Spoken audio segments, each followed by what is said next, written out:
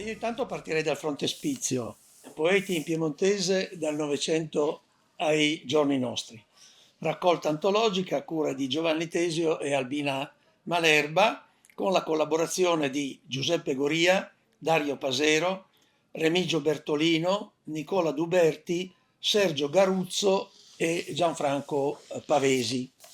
Giusto per dare a Cesare quel che è di Cesare, perché io penso che questa antologia non esisterebbe, né sarebbe potuta esistere, se non ci fosse stata Albina Malerba che l'ha costantemente e insistentemente promossa e se non ci fossero stati i collaboratori che ho appena citato, perché alcuni aspetti della letteratura in piemontese e della poesia in piemontese in particolare non sarebbero potuti naturalmente emergere se non attraverso la collaborazione di studiosi che hanno una competenza specifica, hanno una competenza evidentemente generale, ma poi una competenza specifica in certi settori e in certe zone geografiche. Non sto a specificare naturalmente nome per nome e luogo per luogo, ma certo credo di poter o di dover in qualche maniera sottolineare il fatto che c'è stato un problema di impostazione dell'antologia e che questo problema di impostazione è stato risolto, credo, abbastanza diligentemente e nello stesso tempo accuratamente in questo modo. Prima abbiamo tenuto conto di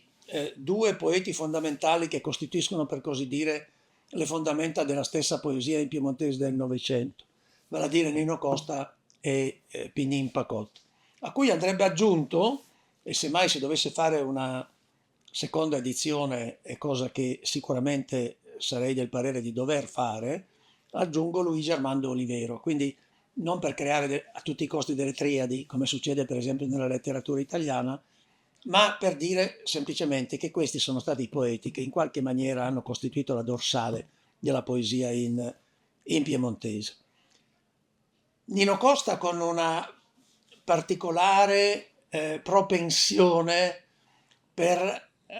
l'aspetto direi più popolare e in qualche maniera con una maggiore propensione all'ascolto più generalizzabile, in qualche maniera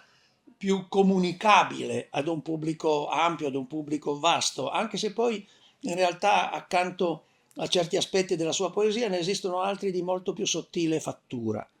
E quindi bisogna sempre come critici stare attenti a ciò che si dice e a non semplificare troppo. Pignin Pacot ha dato al piemontese una raffinatezza, uno squisito che sicuramente l'ha caratterizzata, il dialetto come lingua della poesia, e nello stesso tempo però non ha taciuto gli elementi che ad esempio sono presentissimi nella poesia I Mevei,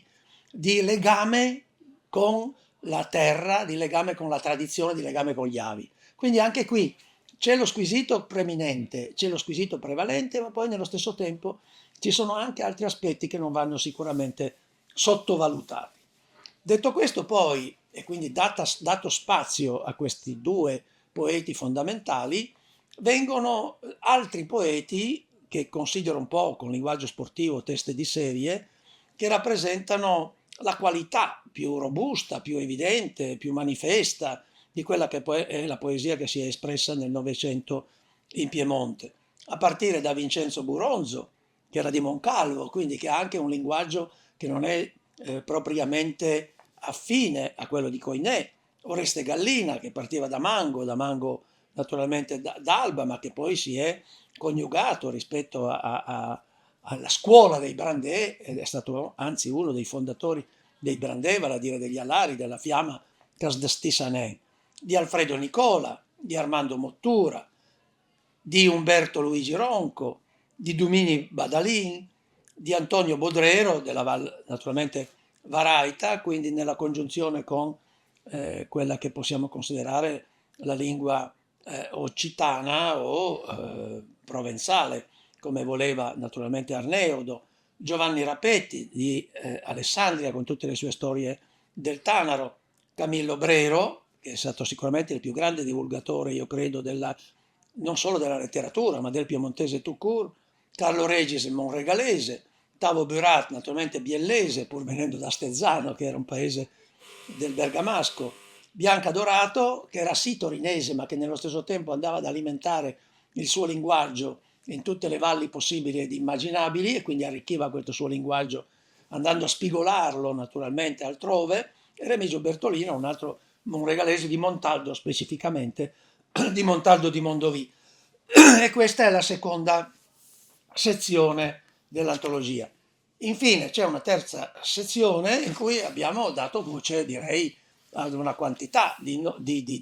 nomi e di voci. Sono complessivamente 179 gli autori presenti nell'antologia, il che potrebbe far pensare che la poesia sia una merce molto diffusa, e questo forse in parte è anche vero, insomma, non voglio negarlo, però resta il fatto che noi abbiamo voluto documentare la ricchezza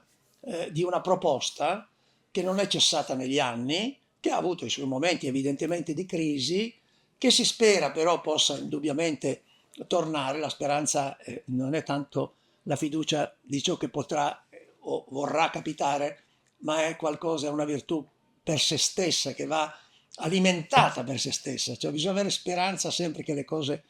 non muoiano, che le cose non si dimentichino, che le cose ritornino in qualche modo. Quindi questa antologia è un atto di fiducia, per un certo verso, è un atto di raccolta ed è un atto direi di attenzione nei confronti della tradizione che ci rappresenta. E per altro verso è anche però un'idea di investimento per il futuro, quindi